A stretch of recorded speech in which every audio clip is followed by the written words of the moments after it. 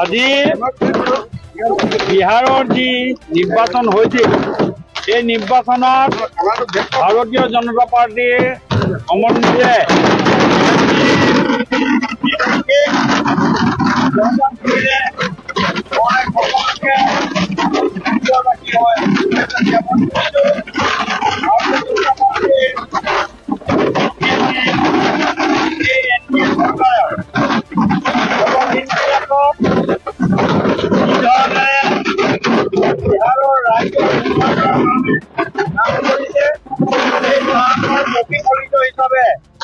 এইবাৰ NDA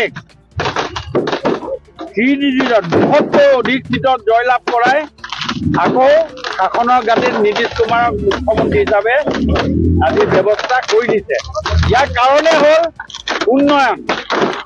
ভাৰতৰ প্ৰধানমন্ত্ৰী নৰেন্দ্ৰ মোদী ডাঙৰীয়া আৰু বিশেষকৈ অসমৰ মাননীয় মুখ্যমন্ত্ৰী ডক্টৰ হিমন্ত বিশ্ব শৰ্মা ডাঙৰীয়াই বিহাৰত বহল প্ৰচাৰৰ কাৰণে তেখেতৰ যি এক্টিভিটি সেই এক্টিভিটিৰো ইয়াত আমি শলাগ ল'বই লাগিব।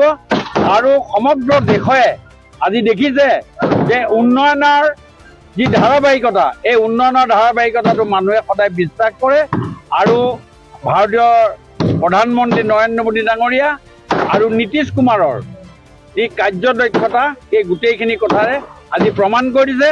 আমি পুনৰবাৰ আমি বিহাৰৰ ৰাইজক আমাৰ ফালৰ পৰা শুভেচ্ছা জ্ঞাপন কৰিছোঁ আৰু আগন্তুক যি অসমৰ নিৰ্বাচন আছে সেই নিৰ্বাচনৰ ফলাফলো বিহাৰতকৈ বেছি ভাল ৰিজাল্ট হ'ব।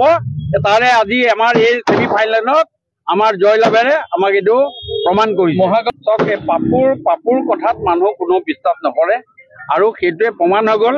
মই ভাবিছোঁ ৰাহুল গান্ধীয়ে সন্ন্যাস ল'ব লাগে, ৰাজনীতিৰ পৰা তেওঁ ওলাই যাব লাগে আৰু কংগ্ৰেছ দলত যেতিয়ালৈকে ৰাহুল গান্ধী থাকিব তেতিয়ালৈকে তেওঁ ভাৰতীয় জনতা পাৰ্টীৰ ষ্টাৰ কেম্পেইনাৰ হিচাপে তেওঁ থাকিব। এই কথাটো আজি প্ৰমাণ হৈ গৈছে। ভাৰত মাতা কি ভাৰত মাতা কি NDA জিন্দাবাদ জিন্দাবাদ জিন্দাবাদ NDA জিন্দাবাদ জিন্দাবাদ জিন্দাবাদ নরেন্দ্র মোদী জিন্দাবাদ জিন্দাবাদ জিন্দাবাদ অমিত শাহ জিন্দাবাদ জিন্দাবাদ জিন্দাবাদ নীতিশ কুমার জিন্দাবাদ জিন্দাবাদ জিন্দাবাদ হিমন্ত বিশ্ব কুমার জিন্দাবাদ